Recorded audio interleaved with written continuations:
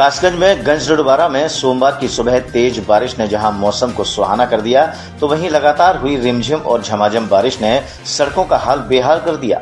कई जगह रास्ते जलमग्न हो गए, जहां से गुजरते वक्त कई वाहनों के पहिए थम गए तो कई के इंजन बंद हो गए और लोग धक्का मारते नजर आए।